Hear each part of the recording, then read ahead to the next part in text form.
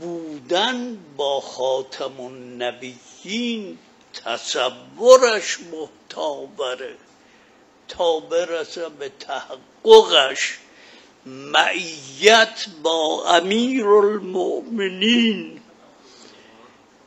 اصلا در فکر نمی گنجه معیت با سید الشهدا.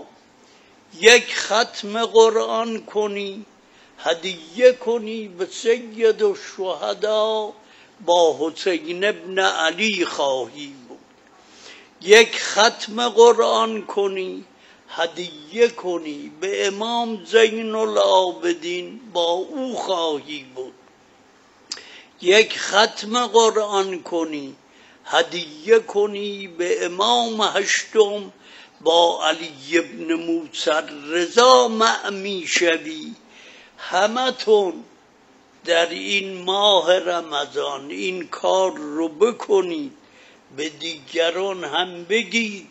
همتون قرآن رو شروع کنید، هرچه می توانید بیشتر بهتر.